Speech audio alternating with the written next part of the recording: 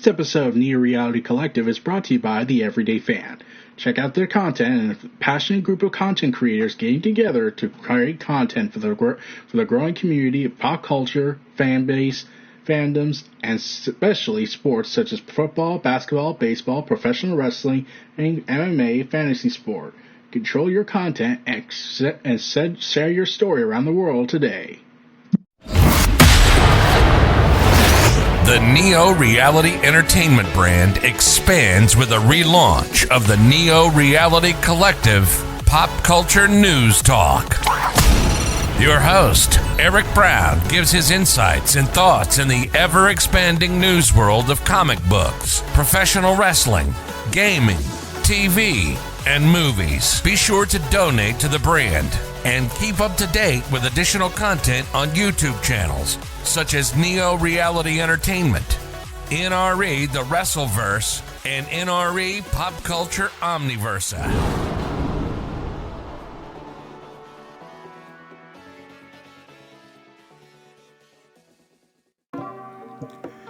Welcome back, everyone. I'm your host, Eric Brown, Neo Reality Collective. Been a while, been for about 2 or so weeks, 3 weeks. Originally, there was a plan to release the episodes I had, and then everything got out of control. I had to go through some things. I focused on my wrestling for a little bit more, and then the weather got bad, and it was a heavy amount of weeks. And then when I realized things were going late on this, I realized, okay, I'm going to have to cut some things, compress everything. Like, I had a multitude of articles and stories I wanted to cover, and then as the weeks went by, it started to become less and less relevant, even though I had some topics I wanted to talk about and add to the conversation. And then what was originally like about 5 more episodes got compressed into 3, especially since the 75th episode of Milestones coming this way, and I wanted to prepare for something big on that front. So, yeah, there's a whole bunch of stuff I've talked about that didn't really get talked about that I was hoping to do. I've mentioned it on Twitter, but really I wanted to talk about stuff in audio format. So stuff that happened in June will still be brought up, and there'll still be some other stories I need to cover to really get back in the swing of things.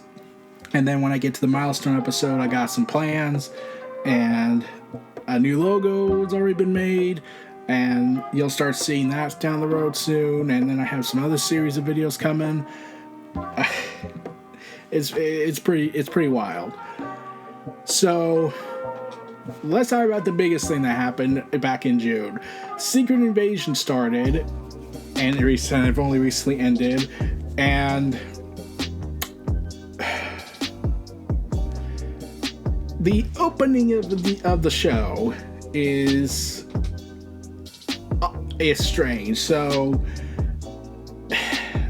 a lot of people noticed this weird opening. I saw images. I have not watched any superhero flicks or movies or TV for a while. I haven't even watched My Adventures with Superman, and I've been trying to get back into that, but there's just so much content. I just want something self-contained, and maybe I'll go back into it with My Adventures with Superman. But when I heard this, I was just stunned that even after the strike that's currently still ongoing, they still went and did this, as if to somehow justify everything that the strikers of the Hollywood strike was doing.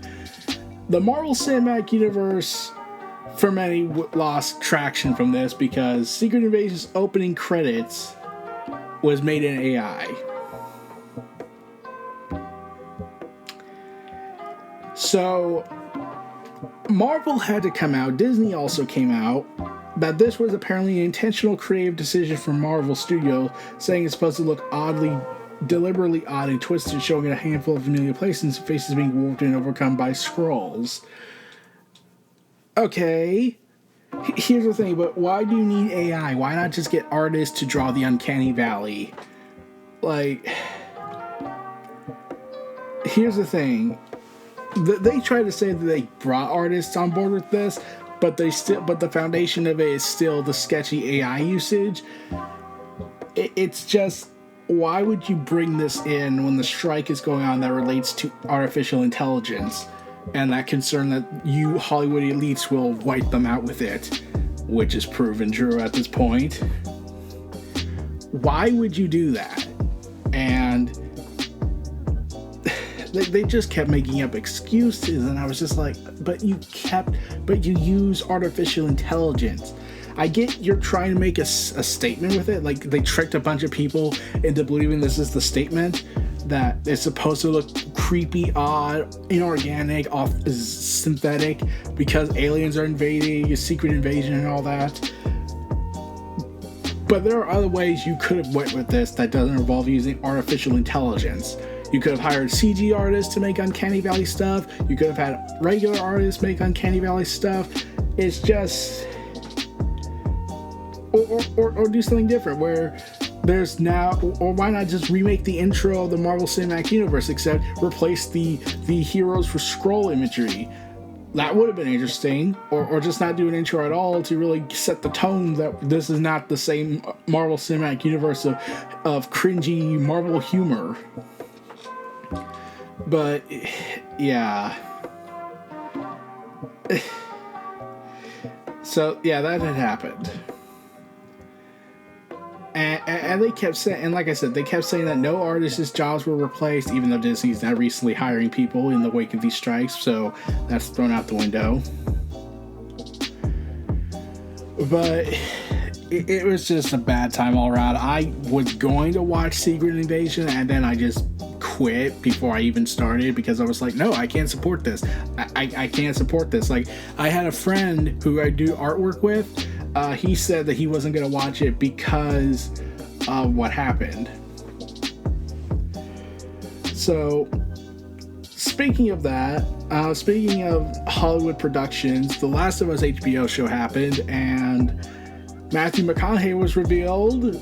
He was originally set to play Joel, but like the showrunner Craig Mazin revealed McConaughey was once in running for the starring role of Joel, saying, I actually never talked to him. I tried to pronounce his last name, I failed, so it's Ali, that's his last name. I did talk to Matthew, and I wouldn't say that he was serious. It was more like, hey, here's something we can talk about. And ultimately went to The Mandalorian. And I have not watched The Last of Us, mostly because I was like, okay, are we going to break the timeline off, or are we going to... They said season 2 would rumoredly apparently feature the entirety of the season 2 of The Last of Us 2 Part 2, which I'm strictly against, not because I haven't played it or think it's bad. It's just like, you have an opportunity here to do what the games didn't do, which was show what happened between Last of Us Part 1 and Last of Us Part 2, and really show the growing development of the characters and showcase how certain things have happened that motivate other characters that would eventually set to like season 3. You could have waited for that, but I think they're trying to go for the numbering thing. So if that's the case, then they might as well just end it after season 2 until the next game comes out, if they make one.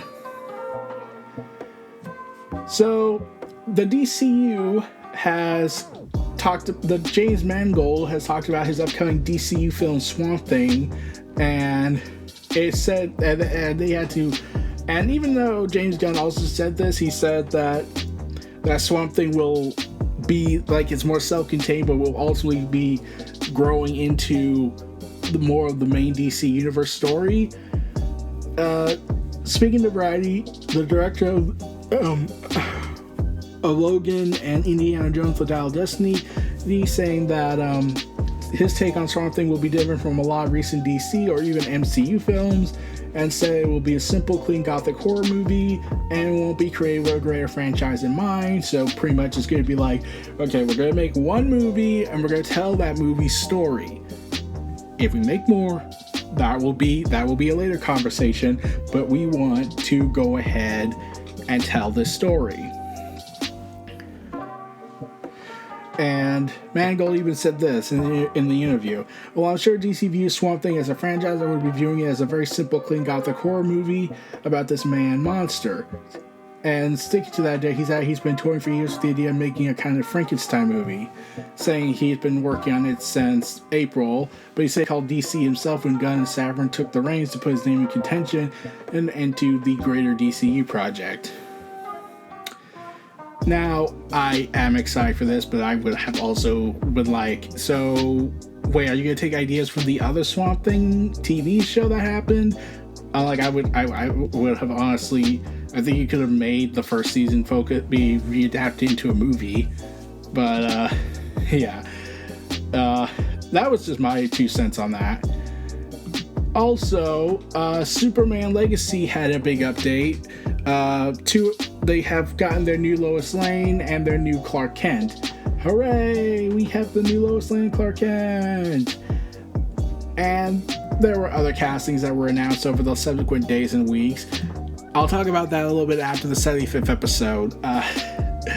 You'll see what I'm talking about soon. So, yeah, Spider-Man Across the Spider-Verse has done a pretty damn well job in the box office, coming into Blu-ray and DVD soon in 4K, and it's pretty much going to be awesome. Across the Spider-Verse also had crunching. In a new report from Vulture, 4 animators who left the project described particularly difficult working conditions on the project with numerous revisions as well as 11 hours, 7 days a week.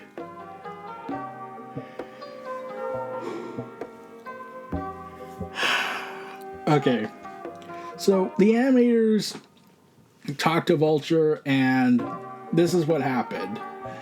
As producer, Phil overrides all the directors. They are obviously in charge of directing, but Phil has a note that contradicts their note. His note takes precedence. They have to do what Phil says, so there were constant changes and cuts. With Phil Lord, nothing is ever final or approved. Nothing was ever really set in stone. Nothing was ever done. Everything was just endlessly moving beneath our feet because they wanted it to be the best that it could be. According to the animators, Dos Santos, Thompson, and Powers were overshadowed by Lord, who sought final approval on every sequence of the movie, and his longtime partner Miller was said to be absent for much of the production. Man. Now, it was also says that when it comes to Spider-Verse, at least, Lord is reported to have struggled to conceptualize 3D sequences during the early planning stages, preferring to edit fully rendered work instead, which is kind of insane. And the animators and crew members were talking about this. Former animators were talking about how that was all crazy, and how it's easy to make a movie. You just say don't plan anything. The second animator added, you tell you always come up with stuff, create the footage, and then I'll decide which direction to go. It's easier to do that way, but it's very destructive and time consuming. And considering they had to use 6 different styles, and it was originally supposed to debut before getting delayed twice, Entertainment Weekly claimed that it was due to pandemic-related stuff. However, the 4 animators say they were hired in the spring of 21 and sat idle for about 3 to 6 months while Laura tinkered with the film in the layout stages.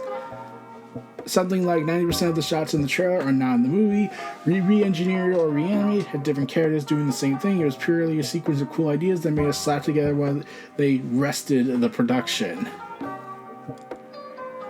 Oh, damn. So, despite the positive stuff that it had and the story it told, yeah, it was a big strain on the writers and animators. And considering where Beyond the Spider-Verse was supposed to be like, okay, we finished, wrapped up production, we gotta start number 3, and the strike happened, and now it's delayed indefinitely. And I'm just like, can we just pay the writers and artists and animators and fairly and not risk AI stuff? No. Oh, damn it. So Henry Cavill was almost Agent 007. During an interview with The Express, the filmmaker of Martin Campbell revealed new details about Henry Cavill's 007 screen test, saying he looked great in the audition, his acting was tremendous. And look, if Daniel didn't exist, Henry would have made an excellent Bond. He looked terrific, he was in great physical shape, very handsome, chiseled, he just looked a little young at the time back then.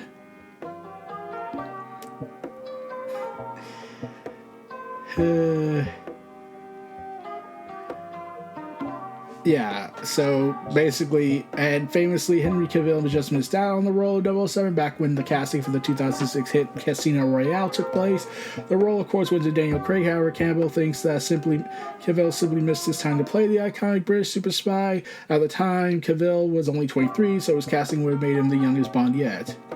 It was ultimately down to, and this is what I've been told, it was just down to me and Daniel, and I was the younger option. And Henry Cavill said in an interview with Josh, they obviously went with Daniel, and I think it was an amazing choice to go with Daniel. I probably wasn't ready at the time, and I think Daniel did an incredible job over the past movies, so I'm happy they made that choice.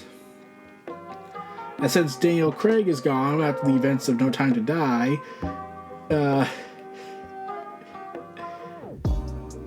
yeah, I would be like, so, are we gonna get Henry Cavill? Yeah. So apparently there's a chance Henry could still play it, but there's also a chance that it's not, and they want to look for someone younger, which Henry Cavill was almost perfect for, but sadly he's 40 now, and by the time they're done with the third one, inevitably he'll be like about 50 or so. Yeah.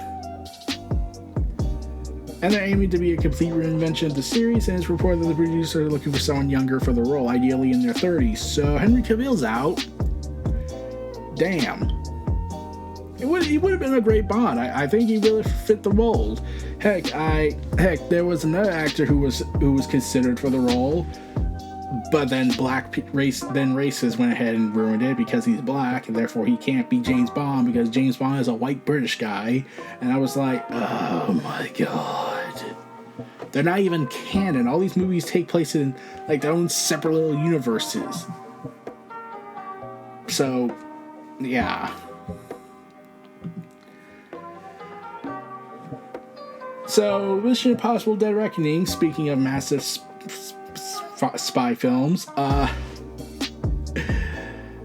so Mission Impossible Dead Reckoning Part 1, and the director just talked about the decision to split it into two parts, saying, we knew the movie was so big, and rather than trying to contain it all into our movie, we just very early on said, let's break this up into two parts, a lot of characters, a lot of action. It was a very big story that needed two parts. He also told Collider, meanwhile, that he always knew the next chapter would be bigger than Fallout, saying Fallout really grew because of all the characters and emotions we were putting into the story. I knew I wanted to expand the cast, and I knew I wanted to give each one of those characters more to do, so I knew the movie was going to be bigger and longer than Fallout. And there's even a report that there's a 90-minute director's cut that could be made, but we don't know about that yet. At which point I said, why are we fighting this? Why are we going to try and jam this into 2 hours? Let's just break it in half and make it two movies. He added reflection on the decision. That really was the rationale behind it being a two-part movie. It wasn't just that the story was bigger, but that we wanted more emotion to the movie. Paramount Pictures were receptive to the idea of splitting it across two films, but production of the two titles didn't come without its challenges. There was a lot of planning, coordinating, and managing that needed time of logistics side on the shoot. Saying it was complicated by the fact that certain things in Part 2 required stopping Part 1 to shoot them, whether it was because of weather or actor availability. And so with all the other challenges that were confronting this movie while we were making it, there were challenges to stopping it in the middle and not even knowing what the full movie was, just trying to predict what it was in the second film. The two films were supposed to be filmed back-to-back, but the production faced setbacks amid COVID. Principal photography eventually kicked off in March 2022, though McQuire admits they still haven't figured out the ending. What? I don't know what the ending of Part 2 is, so I couldn't tell you. I'm not being evasive. I could tell you that I know what the end Part 2 is, but I can't guarantee that will be the ending when we get there. Tom and I were never obsessed over executing the plan. We always have a direction. We always have a place where we're going. In retrospect, it sounds as though what we do is just flying by the seat of our pants and making it up as we go along. That's not an accurate decision. You're definitely flying in a direction. You're definitely prepared. You couldn't be the cavalier without somebody getting seriously physically hurt. These things are planned within an inch of their life. Along the way, hey, we see us as shiny object and go for it. And then everyone goes crazy because Tom Cruise is insane. So Final Fantasy XVI's PC version is in development, but it doesn't have a release date yet due to the exclusivity, and it could take a while, especially when porting over it for optimization efforts. So, The Flash did not do so well. And remember all those cameos that suddenly came out of nowhere. During the interview with Screen Rant, the film's supervising sound editor Nancy Newitt revealed some shocking details about where some of its audio was sourced from. The cameos, oh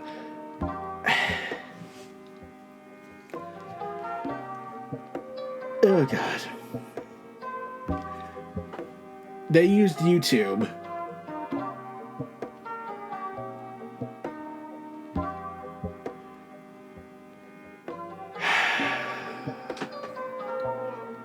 Damn. Like, it's just so bad. I have not watched it. I refuse to watch it, considering how much protected Ezra Miller was. And the fact that the director even came out and said that about the CGI, saying it intended to suck, therefore it's okay. What? Yeah, that's a terrible idea to go with. So, yeah, that had happened, and yeah, back also in June and throughout July, all 15 Dragon Ball movies were released on Crunchyroll. Yay! So that was awesome. Oh, and while there is no final decision just yet on the future, E3 2024 and 2025 were canceled according to the Tourism Board of Los Angeles, but ESA has said no final decision yet. And I'm just that guy sitting in the background being like, look, it's over, man. E3 is done. E3 is done. It didn't came out this year. It's clearly not coming back. I'm pretty sure that Mighty Keith skit is going to be more and more haunting as it goes by. It's over. Oh, and speaking of things that should be over, Todd Howard continued to speak. So, remember how Todd Howard was bragging about how there's over 1,000 planets that have life on them? 1,000 planets that have 1,000 planets in the game of Starfield?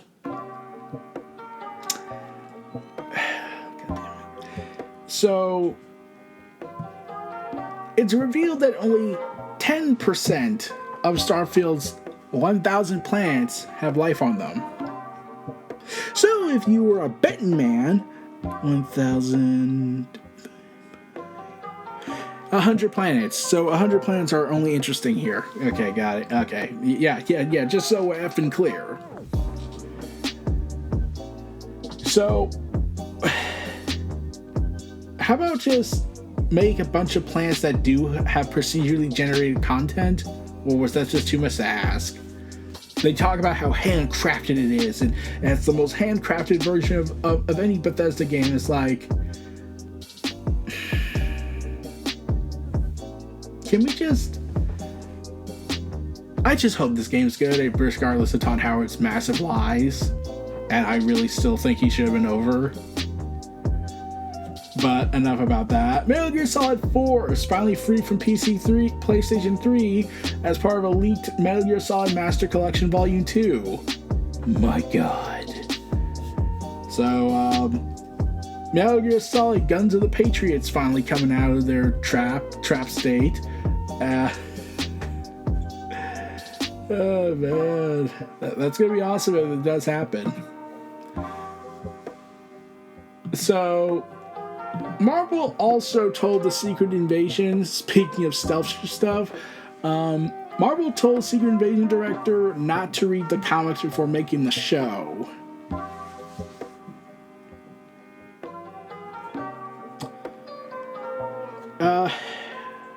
Yeah, here's the thing. When it comes to the Secret Invasion comic and the Secret Invasion show. So, Secret Invasion comic is... but yeah, judging by how they try to go for this Secret Invasion compared to the other one, here's the best way to describe Marvel's Secret Invasion. Dark Knights of Steel by Tom Taylor is the much more authentic version of what Secret Invasion should have been in the comic world. Does no one see the problem here? Yeah, so we talked about how the show was taking a different route compared to the comic, and it's like, well, duh, they can't accurately do the comic because Secret Invasion isn't really a Secret Invasion in in the comic, it's like is full blown assault. So yeah, it's just a massive fight, like minimal character development, fight, and probably gonna kill all the Skrulls, but that never happens with Hawkeye. Fight. And Norman Osborn's creating a cabal with Emma Frost, Doctor Doom, Loki, who's a female in this because Loki likes to change his gender all the time. Let's see, the Hood. Yeah, there's a character named the Hood. And Namor. So, yeah, it makes sense. Since none of those characters besides Namor and... Yeah, basically Namor. I mean, like, we could say Norman Osborn, but he's from the Tobey Maguire Spider-Man universe. So, no. Unless Norman Osborn's going to be established in the MCU in an episode, which didn't happen, but, like, come on. They're not going to have Norman freaking Osborn show up in a Secret Invasion as his debut. They're going to show him up in Spider-Man if they do it.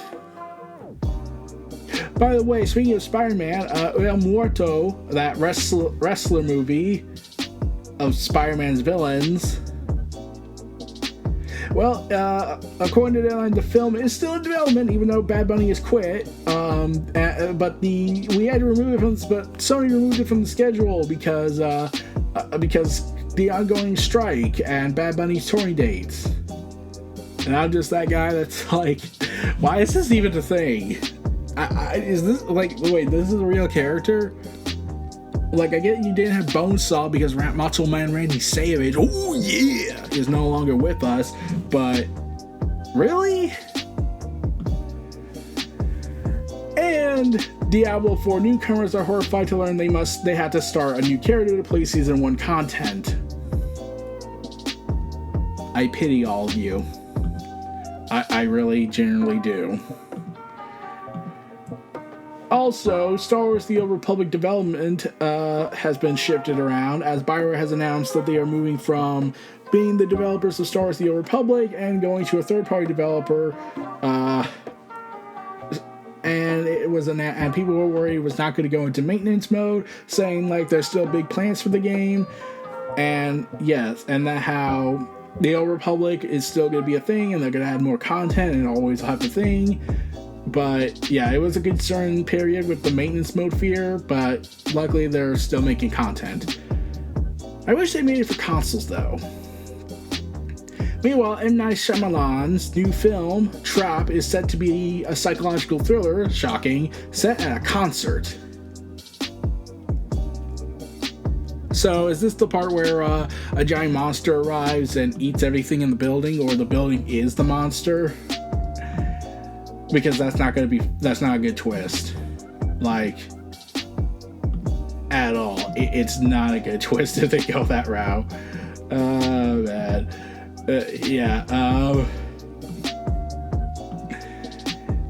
Yeah. Just, yeah. Meanwhile, My Adventures with Superman, I talked about that earlier with the casting of Superman, Lois, David Corenswet, and Rachel Brosnahan. The popular My Adventures with Superman series has been doing pretty damn well, and they're even getting a season 2 already in the works, according to the producer, though that probably will be delayed due to all the chaos going on. So you may immediately start crying that we have to wait longer. Wait longer. Wait longer. Oh. Okay. Okay. I know what I'm about to say is insane, but do you remember that Barney movie that people were talking about?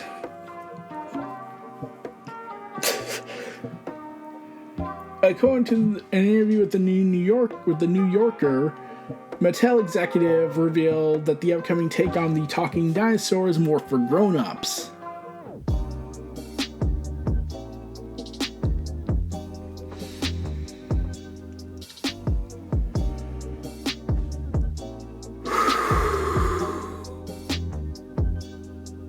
Why should I care? They say it's surrealistic and it's for adults and it's gonna be a more heartbreaking take, and I'm like, oh my god. So this is the idea they said. Some Hollywood elite sat in their offices, bored out of their mind, looking at their old stuff, and someone said, hey, remember Barney? Oh, the talking dinosaur. I love you, you love me, won't you say you love me too? And all that, and of course the executive, the people, the producer decided to go ahead and say, what if someone did love him? Now, if I was the person in charge of hearing the pitches of these movies, I would just say, get out. Because why do we this is the thing, I have been so freaking annoyed by this logic. So they're basically trying, in my eyes, trying to demoralize the future of humanity more so. And I'm like, look, you don't need to demoralize the future of humanity. We're doing that already by turning these iconic children cartoons and programs into eldritch abominations. We already have the Winnie the Pooh debacle, where they turn Winnie the Pooh to a serial killer. Yes, that's a public domain movie. That was an actual thing. And I want to cry. So yes, I'm still mad about that. It's just, why do we have to take all these innocent children properties and twist and contort them into this darker, edgier world? Can't they just be reaffirming why we were so optimistic about the future instead of trying to tell us that everything sucks and there's no point in hoping? I already get that we're public news nowadays. And if I was insane, I would be listening to Fox News more than the essential stuff I already have heard. And the insanity that comes with it. So anyways, back to positive stuff. Black Panther is getting a video game from EA, so that's immediately a concern. But it's been reported that this is a single-player action-adventure game. Yay! Okay. Now, it's in development. There's no mention of it. There's no mention of a release date or anything. But, it's including some of the developers of Middle-earth, Shadow of Mordor. And I'm like, my god. It is being led by Kevin Stevens, who was the Monolith Production studio head during the development of Mordor. And on that. And EA others who worked on Middle-earth, Shadow of Mordor, along with veterans of Halo Infinite, Call of War, Call of Duty, are already part of the team Cliffhanger. My god. So can we get Namor and T'Challa in this and have them bicker at each other, trying their best not to stab each other in the same room with everyone watching? But, yeah. Also, speaking of comic books, James Gunn had to reassure people that Doom Patrol Season 4 Part 2 will be released, given the insanity that has happened with the canceling of projects when they're already done. Also, Jennifer Gardner, remember her? She played Elektra in the Daredevil movie with Ben Affleck, and her own movie. Yeah, you remember her? Well, she's back. She's playing Elektra Nachios. And I'm still saying we need to get... if she's returning in Deadpool 3. In fact, there's been rumored that a lot of actors are coming back from Deadpool 3. Which is ranging from Wolverine all the way to the original trilogy X-Men. I'm not kidding. And there's even rumors going around that Cassandra Nova, the X-Men villain that destroyed Genosha and was subsequently resurrected back by the X-Men in Krakoa era, because she's much more trustworthy than the Scarlet freaking Witch. But, yeah, let's ignore the logic gaps in that. And... yeah, so this is what I said. I get the feeling the more we get hearing all these announcements, like we're even hearing rumors that Ben Affleck's coming back to play Daredevil from the Fox timeline, that this is all going to lead into basically Deadpool kills the Marvel Universe. And Cassandra Nova is the main villain, reportedly. But hearing that there's a huge probability this is a Deadpool kills the Marvel Universe, which is the Fox Marvel Universe. Like, there's even rumors that the Fantastic actors are coming back. I pray for them, because here's the thing about them. You remember Fantastic, that disastrous monster we saw, that people saw and paid hard-earned money to go see, and it was bad? Yeah, well, Marvel Comics decided, hey, so we're a bunch of edgelords, so we're gonna just kill the actors in the Punisher comic. What? Like, do you not see the problem with what you just said here? Like, why is it their fault? Why not just blame the director? We could, or take a shot at Fox. They're the ones who reportedly edited it down to death. Okay. But yeah, hearing this reunion, it's basically to be the big Marvel Fox reunion. Deadpool kills the Marvel Fox universe. Oh, and the Coen brothers breaking up, they're getting back together for another movie. Just saying in an Empire magazine interview, saying, I'm working on something with Joel now. And didn't say anything else. So, yeah. Meanwhile, Shang-Chi, The Legend of the Ten Rings star Simu Liu has given a sad update about it. The Marvel store confirms Shang-Chi 2 won't head to the big screen in Chinese season. Was told it would follow Avengers, he said, but that keeps pushing back due to circumstances beyond my control. Hope to have more concrete news to share soon during an Ask Me Anything on Threads, which we'll get into in a sec. But, yeah, I have not watched Shang-Chi because, remember, I lost interest in the Marvel Universe, the Marvel Cinematic Universe, in fact, in all superhero comics and superhero movies and TV, because there's just so much to consume, to the point that it's, like, overbearing to deal with and keeping track of all the continuity hiccups and snarls they've been making lately. So, anyways, remember how I mentioned Threads? So, yeah, So, Elon Musk threatened to sue Facebook, Meta, because of the launch of the rival social network Threads, by saying that, Elon Musk, being the whiny baby that he is, decided to make accusations that have no logical explanation whatsoever. But, as you can tell, I am not a fan of Elon Musk in any way possible. But let me just try and translate what he's basically saying from the post, from the email that he sent. But let me transcribe it in the best way I know how, in my own terms. Dear Mark, you are a big poopy head for providing an alternative and hiring people I fired months ago and are no longer bound to contracts. I'm threatening legal action instead of being a more user-friendly service because that requires being a good boss. With regards, Elon Musk. And I'm just that guy sitting here saying, you're fooling no one. Like, Elon, you're clearly being demented. Ever since you rebranded Twitter. You clearly have gone demented more than ever. So yeah, he's saying, so Meta was being accused of having hired the people that Elon Musk fired months ago. Please note, they were fired months ago, so any trade secrets that might be available, saying that how they systematically, willfully, and awfully misappropriation of Twitter's trade secrets and intellectual property. Scraping of Twitter's data.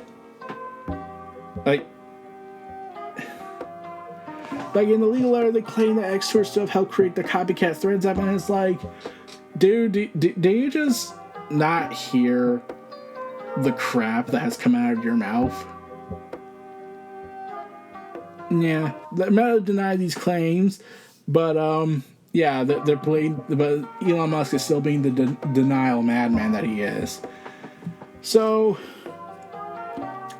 do you remember Zack Snyder's upcoming Netflix film Rebel Moon?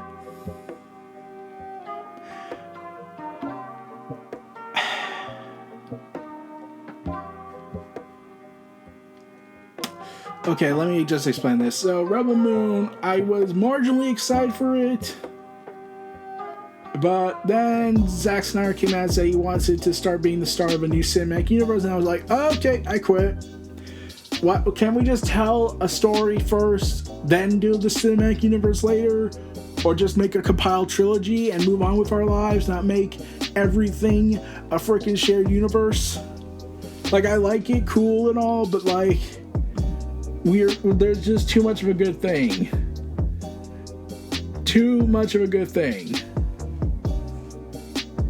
So, yeah, it's so annoying.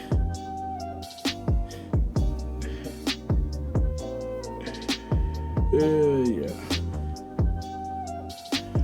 But, moving on from that, we're back with John Wick. John Wick 4 had an original alternate ending that was much less ambiguous.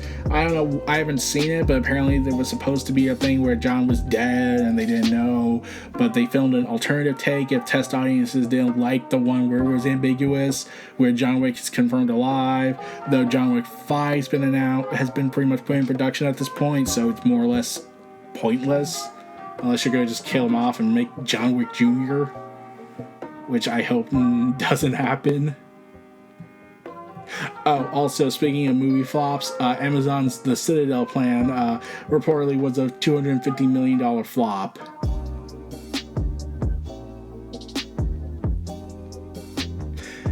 That was a one-season thriller. For $250 million. So I pity them as little as I can. Meanwhile, Disney Plus has angered subscribers after pulling an original sci-fi movie called Crater less than 2 months after it was released.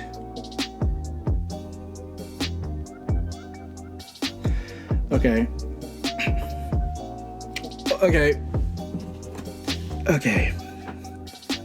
This is why physical media should be more rebirthed, everything, if this is how we're going to live our lives with this, or pirate it, because at this point it's like, if you're not all these contents aren't going to come to streaming, are just going to come to streaming and never be released on physical media or iTunes or anything like that. No, we're just gonna scrap the whole thing and screw everyone over who may have liked it. That's why I will always want more physical media, because this is the future we're going to be dealing with from now on, if this keeps going.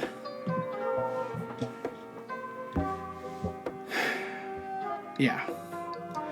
Xbox and Bethesda reported that they are attending Gamescom 2023. Hooray! I so do not care. Let's just hope it's good. Oh, and The Walking Dead Rick and Michonne spinoff was confirmed, and yeah, they're back. So, yeah, that's the name of the show, The Walking Dead Rick and Michonne, along with Daryl Dixon having his own show. Yeah. So, yeah. But, back to the things. Dial of Destiny team spent 3 years working on what fans call the AI sequence at the beginning of the Indiana Jones, so, with the de-aging of Harrison Ford and all that. And Mangold even said that he never presented it as time travel. I never really thought it was time travel. There was this press that can frame a story, that we can help drive the story. We worked for 3 years on the opening sequence, but only in the last 3 days have people start calling it the AI sequence at the beginning of Indiana Jones. Yeah, I don't think that's the case. Like, there's de-aging technology for Hollywood, but AI? I saw clips and images of it. Nothing looked AI to me, but I could be wrong.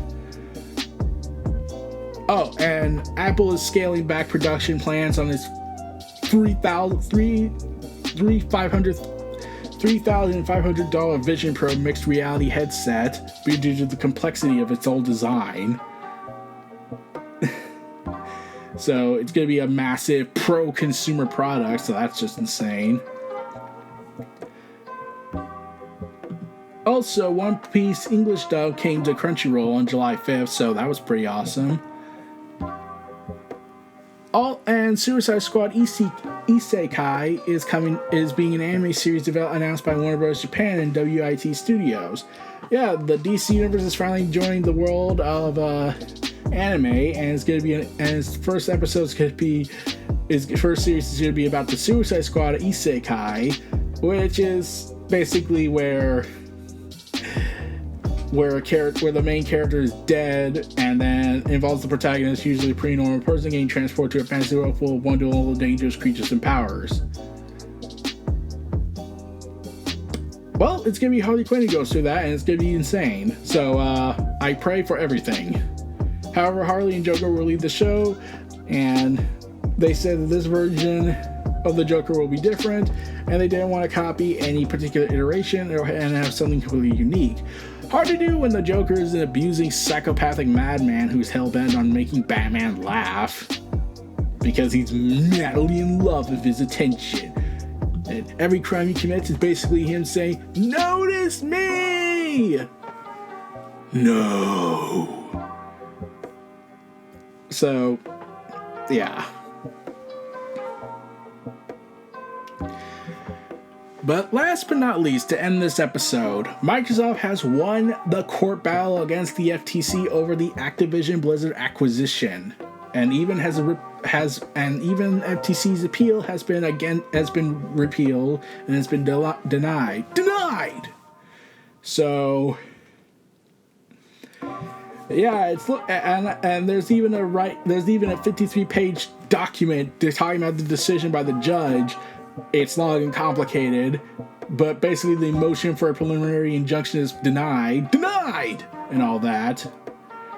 And now that that's happened, Microsoft just needs to work out the deal with the Competition and Markets Authority, CMA, to come to a different agreement, and that's looking more and more plausible. So, Microsoft wins. Now, can you fire Bobby Kotick? Seriously, fire him in all the suits. Just do it after what they've done. But that's about it. All we have for today. I'll be seeing you all again next time. Stay tuned for this last outro. I'm your host, Eric Brown of Neo Reality Collective. I'm looking forward to working again soon on this stuff. Feel free to check out my other content. Follow me on Twitter and everywhere. It's called X now. I'm still calling it Twitter, so screw Elon Musk. And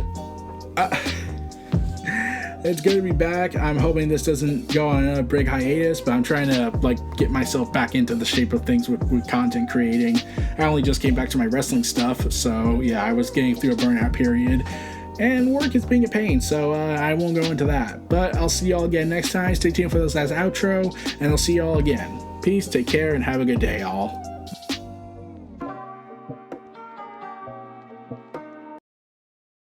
Be sure to donate to the brand and keep up to date with additional content on YouTube channels such as Neo Reality Entertainment, NRE The Wrestleverse, and NRE Pop Culture Omniversa.